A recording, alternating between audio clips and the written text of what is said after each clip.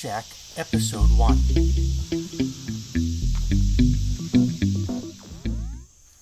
In this episode of Make Shack, we're going to make a rounding plane, or a stave engine as it's sometimes called. This is a tool used to put really nice, round, consistent tenons on the end of things like legs and other parts of chairs or tables or any number of different stick-built pieces. Today I'm starting with a slab of maple. It's about 2 inches thick.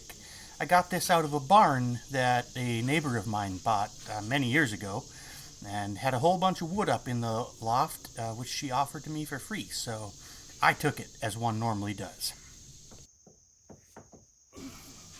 The first job is to do some layout. The shape of a stave engine is basically a toroid with two handles on the end. So I'm going to lay out a couple of circles and a couple of blobs off the edge of those circles to get started. One of the key factors is that the finished size of the tenon should match the size of the drill or auger you're going to use to make the mortises. For this particular job, I'm going to be using a 2-inch T-handled auger. This is a piece of equipment that's been in my family for a while, actually, and I recently got my hands on it, so I like to use it whenever I can. This auger is 2 inches in diameter. That means my central hole needs to be 2 inches in diameter. In addition to that, I'm going to want a nice, heavy, chunky piece of wood surrounding it, so I'm going to give 1.5 inches of thickness all the way around that. So a 2-inch center with 1.5 inches of additional thickness gives me a total of a 5-inch exterior diameter. And then I'm going to make handles on opposite sides that are just basically comfortable for my hands.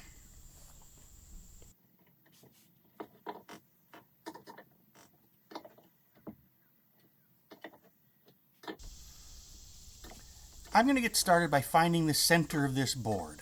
That'll give me a consistent line to work off of and it'll keep me from running into any of the edges.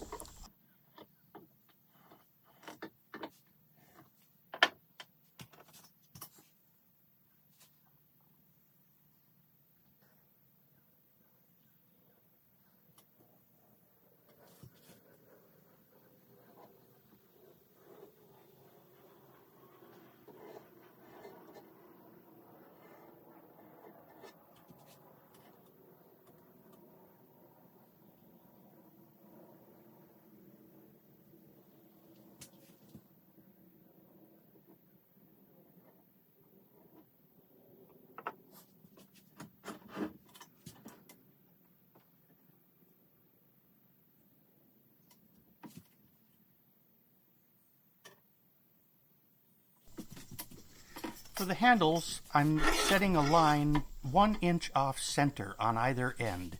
That keeps them exactly opposite of each other and gives me a nice chunky 2-inch handle which I can work with to shape for a comfortable grip.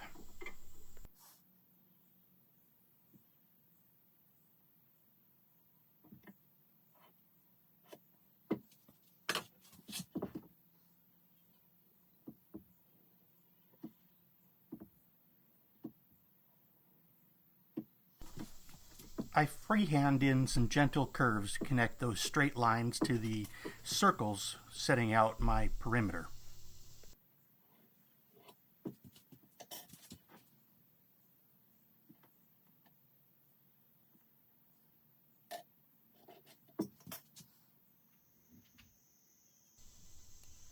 And here's the finished result of that layout. There's a center point here with my 2-inch diameter circle laid out from it and a 5-inch diameter circle laid out from it as well. Got 2-inch wide handles opposed on either side. Some nice little curves, and that's that. Just about hand-sized, as you can see. That'll be easy to grip.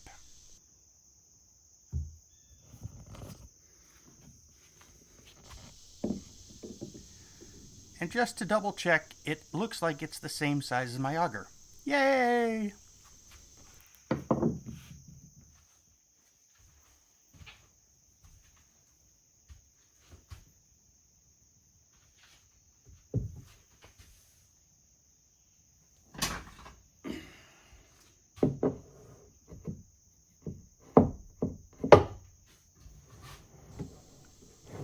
Now I'm going to bore the hole. This is normally done on a lower bench, but I don't have any way to show you that right now, so we'll do it up high. I'll hang this thing off so I don't bore a hole into my bench top. As you might expect, I'm going to use the same auger to bore this hole as I'll use for my mortises later on. That way I'm confident everything will match up.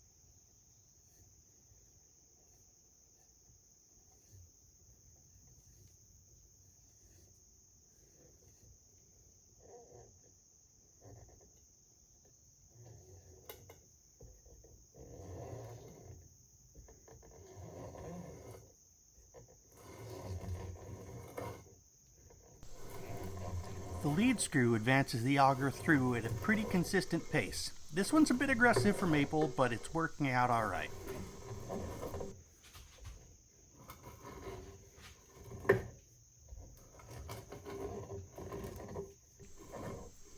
I keep this auger good and sharp because at this size I need all the help I can get to get it through the wood.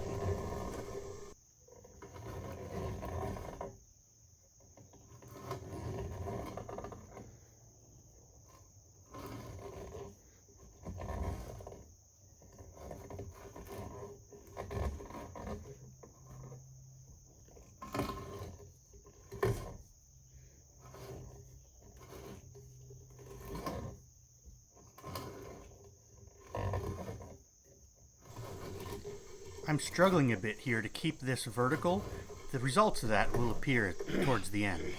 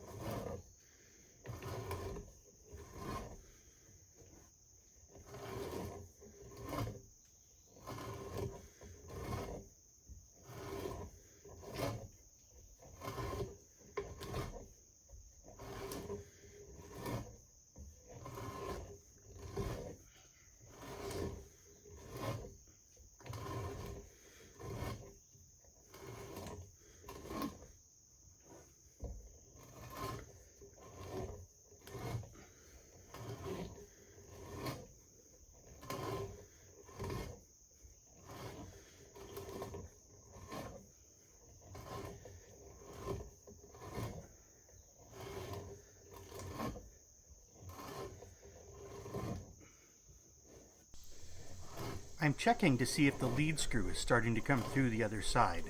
I want to stop before I get all the way through so I don't splinter on the back.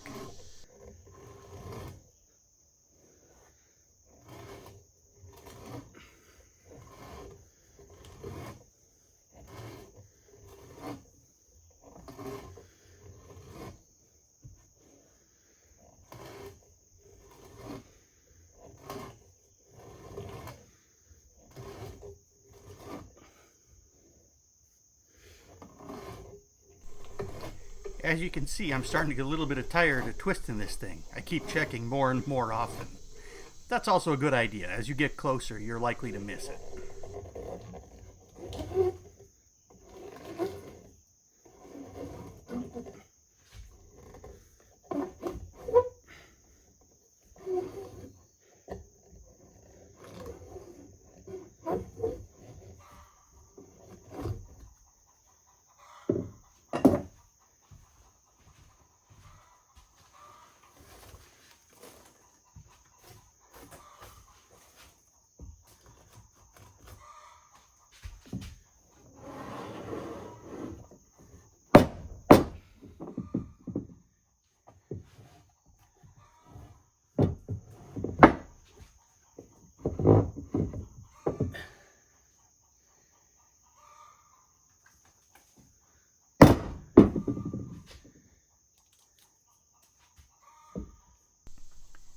Now we flip it over and come through from the other side.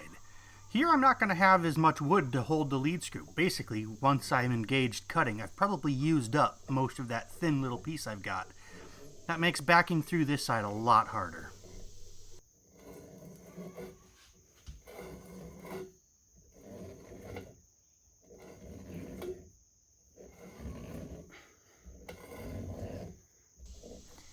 Here you can see me breaking one of the cardinal rules of hand tool woodworking. I'm not letting the tool do the work, because the tool can't do the work.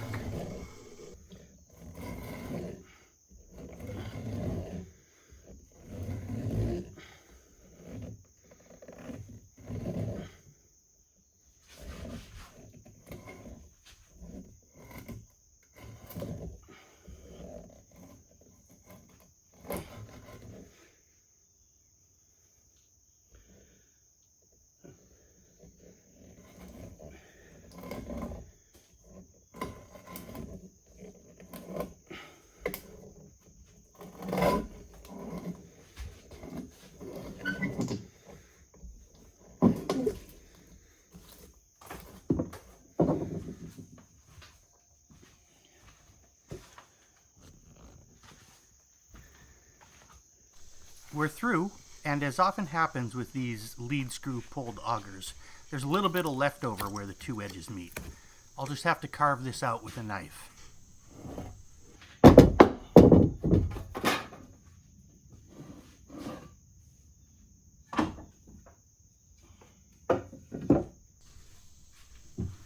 Using my nice little crosscut saw here, I'll separate the workpiece from the rest of the board. We don't need that for clamping anymore.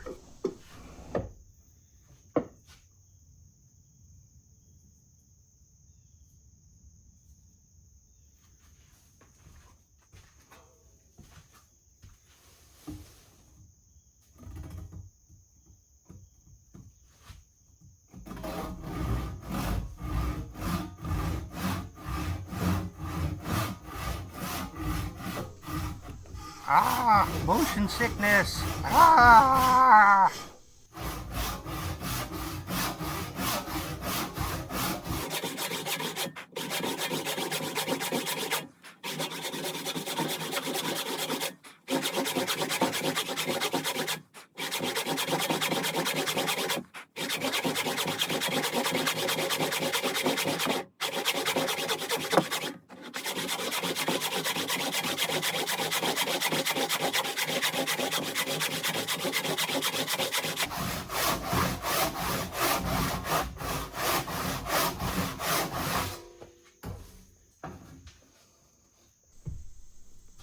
One of the other core rules of hand tool woodworking is keep things well lubricated and sharp. If you're pushing the tool too hard, you're just going to end up introducing errors and problems.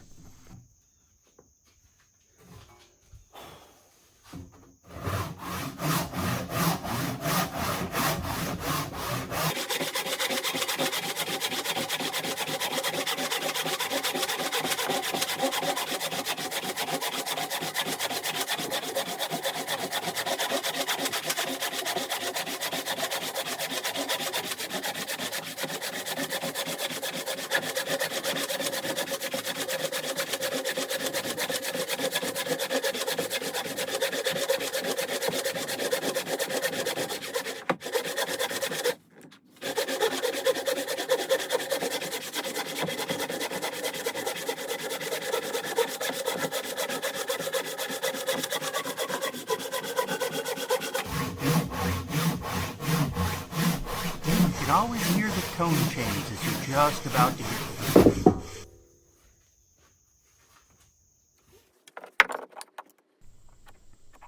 A bit more layout here.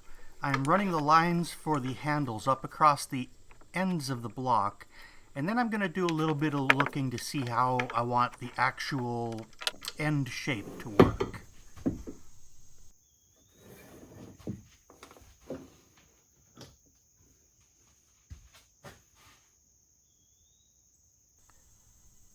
What I'll do is just find the center of the thickness of this board and make the biggest circle I can in that space. Just like dividing a line in half in geometry, make two equally sized arcs. And then since we're just ballparking, we're going to estimate the center of that for our second iteration. And that turns out to be close enough.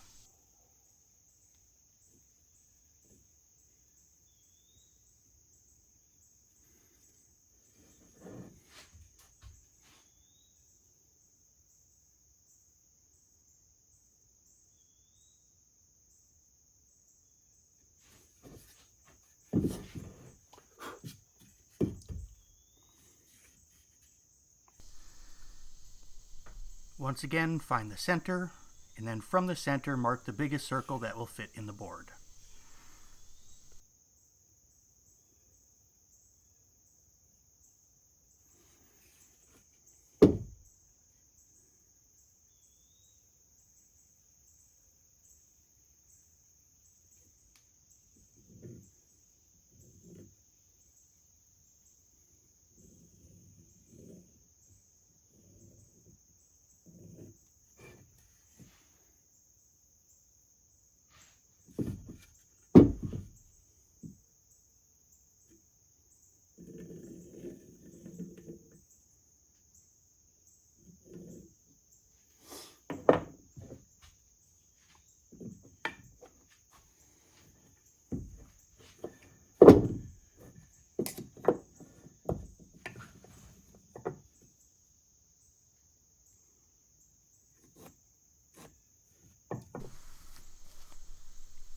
Now carry the extents of this new circle up onto the face, and we've got the actual end of our handles.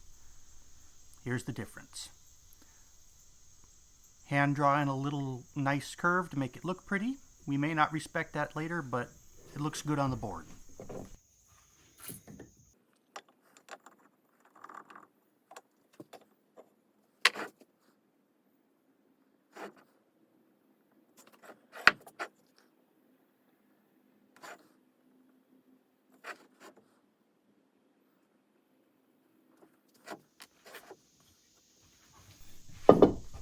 I'm not really a power tool guy. I'm just not comfortable with them, and I don't super enjoy them. But in this case, I felt like the right thing to do was to rough this out on the bandsaw. I'm not showing you that because that's not what I'm about, and you don't want to learn my habits. Trust me.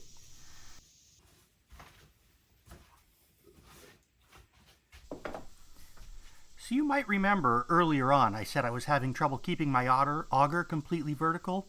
This is where that comes home to roost. The hole through the center of my piece isn't really straight or vertical, and it doesn't line up very well. Because I did a pretty poor job augering the hole, now I have to do a lot of extra work with my rasps.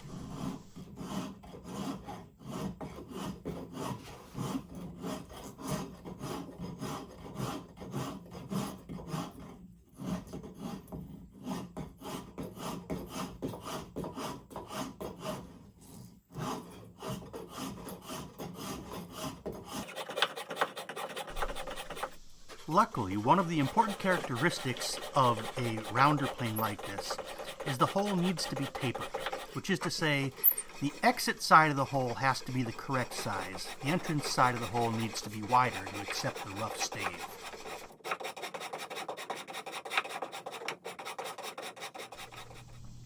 What the?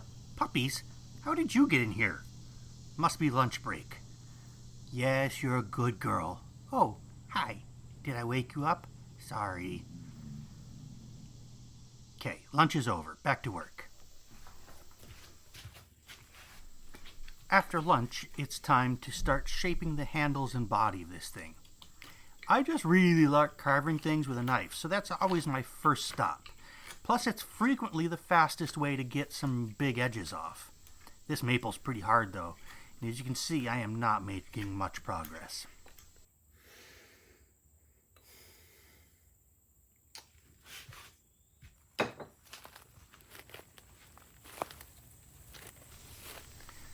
Yeah, draw knife and spoke shave are going to be the tool for this job.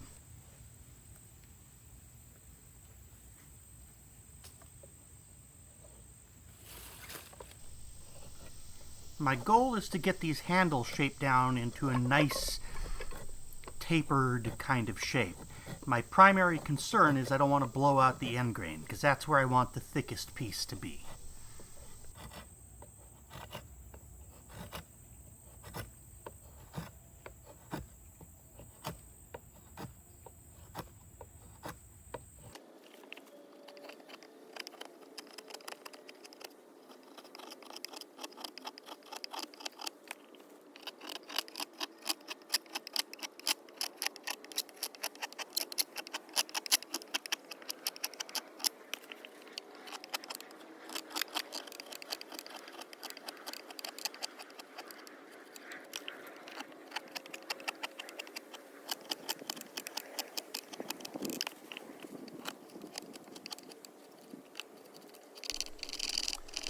It's crazy hard to push a draw knife, so I switched over to the spoke shave to get the end grain pushed in on here.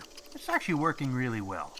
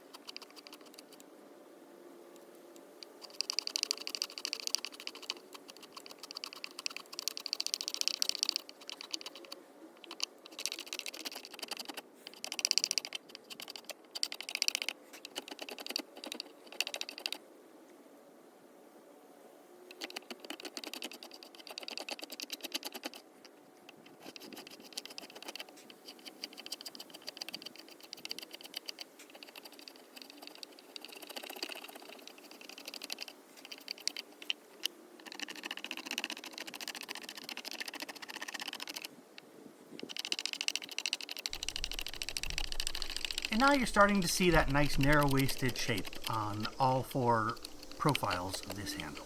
So we'll switch over the other handle and do the same thing going the other way.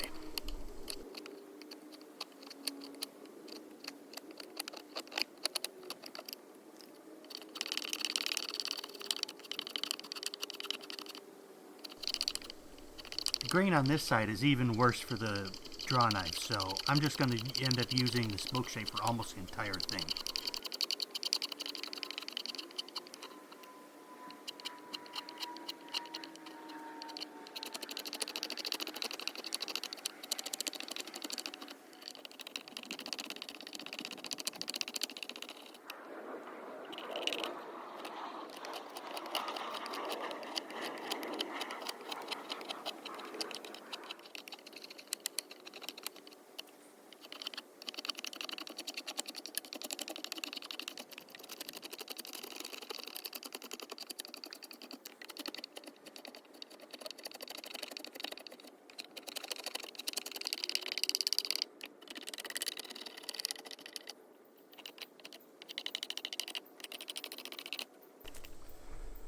As I've been working, I've been respecting my layout lines, trying to get the end of the handles nice and round in accordance with that circle, and trying to keep the tapers from my main body down into the handle looking good.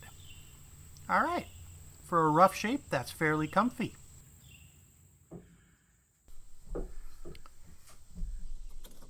Back at the bench, I'm picking up my knife again to smooth out some of those rough transitions. In these U shapes, you're always going to be going down the grain and up the grain on the other side. Getting that to be really sweet is tough. With a spoke shave or a draw knife, the knife gives you a lot more control. And I'm just basically cleaning this up here, both for pretty and for comfort.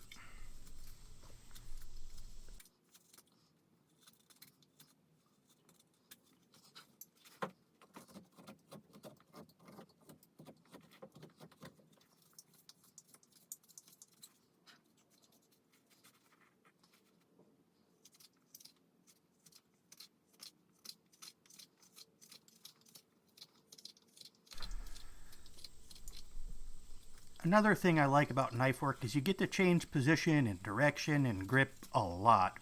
That makes it a lot easier on your muscles and joints.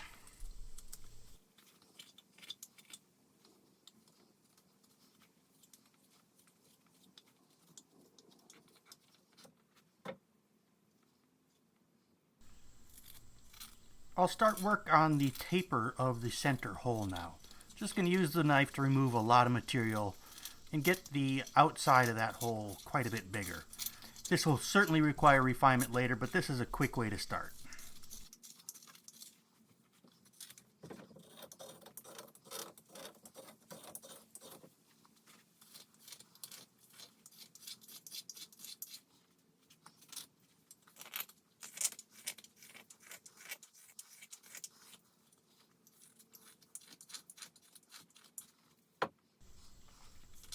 That's about enough for me today.